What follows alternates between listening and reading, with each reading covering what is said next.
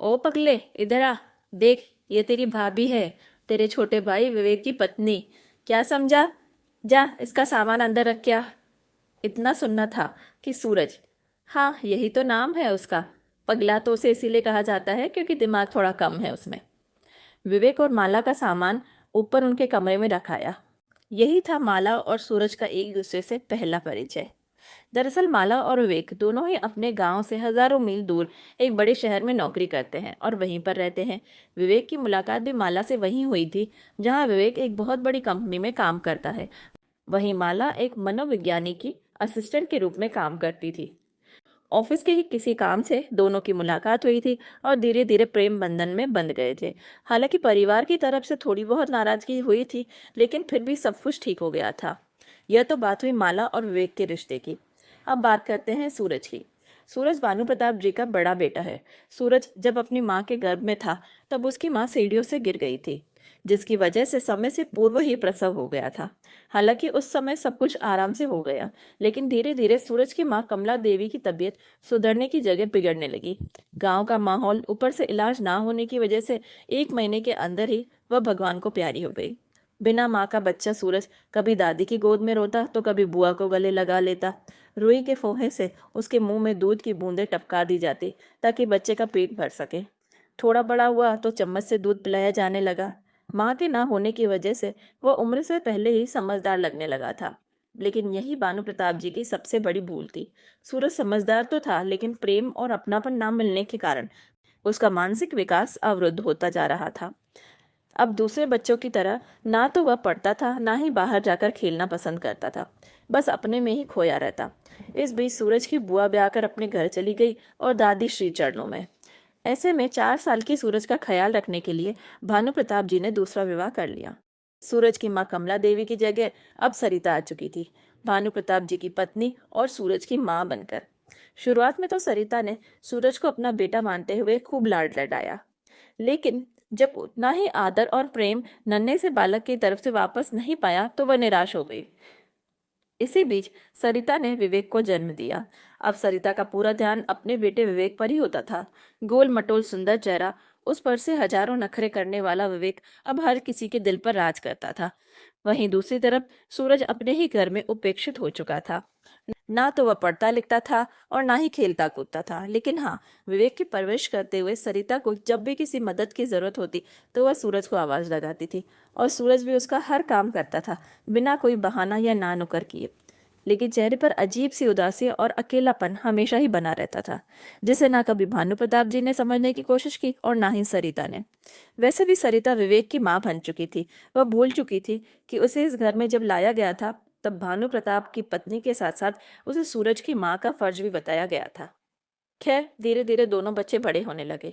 जहाँ विवेक पढ़ाई लिखाई में होशियार था, वहीं दूसरी तरफ सूरज कम अकल वाला, घर के छोटे मोटे काम करने वाला, घर का एक ऐसा सदस्य बन गया था जिसकी किसी को कोई परवाह नहीं थी। विवेक पढ़ाई के लिए बाहर चला गया और वहीं पर उसने माला से विवाह कर लिया। वहीं दूसरी तरफ सूरज घर के कामकाज करता, नौकर की तरह 2 वक्त की रोटी उसे मिल जाती थी। भानु प्रताप जी अब इस दुनिया में नहीं रहे थे। हालांकि जब उन्हें इस बात का एहसास हुआ तो उन्होंने कुछ वैद्य हकीमों से सूरज का इलाज भी करवाया, लेकिन दवा का कोई असर नहीं हुआ था। और सरिता, वह तो अपने लाडले बेटे विवेक की शान शौकत में ही खुश थी। आज भी जब विवेक और माला घर आए तो सूरज का परिचय घर के नौकर की तरह ही हुआ, जो कि घर के सदस्य तो था, लेकिन किसी को उसकी कोई कदर नहीं थी।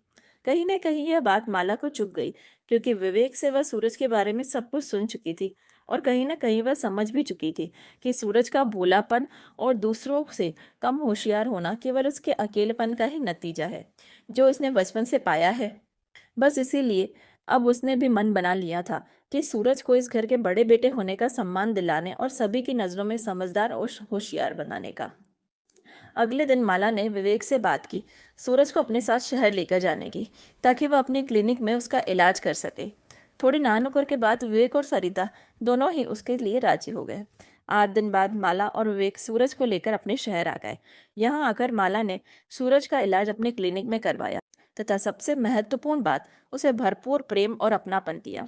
माला ने उसके साथ कभी नौकरों वाला बर्ताव नहीं किया, बल्कि उसे बड़े भाई की तरह सम्मान और प्रेम दिया, जिस वजह से धीरे धीरे सूरज में परिवर्तन आने लगे।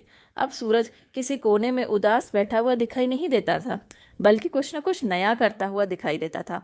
उसकी उदासी मानो कहीं गुम हो गई थी और चेहरे पर मुस्कान फैली थी। अब धीरे धीरे वह खुश रहने लगा था। माला ने उसे पढ़ने के लिए अपने घर पर व्यवस्था कर दी, जिससे कि वह बाहरी दुनिया का भी सामना कर सके, और वह जरूरी भी था। अन्यथा जैसे ही उसका सामना बाहरी दुनिया से होता तो वह वापस घबरा जाता, और माला किसी भी कीमत पर यह नहीं होने देना चाहती थी। एक तरफ विद्या मिल रही थी, दूसरी तरफ प्रेम, स्नेह, अपनापन, और दवाइयाँ भी शायद इसी वजह से काम भी कर रही थी। साल भर के अंदर ही सूरज में बहुत सारे बदलाव आ गए। अब उसके चेहरे पर एक अलग ही आत्मविश्वास रहता था। मुस्कुराता हुआ चेहरा केवल खुद खुश नहीं रहता, बल्कि दूसरों को भी खुश रखने की कोशिश करता। और वह सब कुछ हुआ था माला के प्रयास से, क्योंकि माला ही जानती थी हर बीमारी का इलाज केवल दवा नहीं होता, बल्कि प्रेम और अपनापन भी होता है। दवाइयाँ भी तभी काम करती हैं जब उन दवाइयों के साथ अपनों का प्रेम, अपनापन और ममतामयी स्पर्श मिल जाए, और सूरज के साथ भी यही हुआ था। अब सूरज को एक नया जीवन, एक नई पहचान, सम्मान, सब कुछ मिल चुका था, केवल और केवल माला की वजह से। सूरज के ठीक हो जाने के कुछ समय बाद माला, विवेक और सूरज तीनों एक बार फिर से अपने गांव लौट आए। इस बार जो सूरज गांव लौटा था, उसे देखकर सरिता जी ही नहीं, पूरा गांव हैरान था। माला बहू, सूरज की जिंदगी में इतना बड़ा परिवर्तन लाने के लिए बहुत बहुत धन्यवाद। तुम नहीं जानती हो कि तुमने क्या कर दिखाया है। हालांकि ये मेरा फर्ज था जिसे मैं नहीं निभा पाई। अगर वक्त रहते मैंने सूरज को अपना बेटा मानकर कोशिश की होती तो शायद परिस्थिति इतनी खराब नहीं होती, लेकिन मैं स्वार्थी हो गई थी। अपने बड़े बेटे की बीमारी को नजरअंदाज करके केवल विवेक पर ध्यान दे रही थी। लेकिन तुमने सूरज की जिंदगी को रोशन कर दिया है। तुम्हारा बहुत बहुत धन्यवाद बेटा।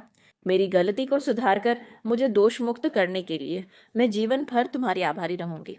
तुमने मुझे मेरा बड़ा बेटा वापस कर दिया है, जिसे अपनी ही गलती की वजह से मैंने खो दिया था। हाथ जोड़कर जब सरिता जी ने माला से यह कहा, तो माला ने साथ सरिता जी को गले से लगा लिया। तो दोस्तों, कैसी लगी आपको प्रेम और अपनेपन की सीख देती हुई ये बेहतरीन कहानी?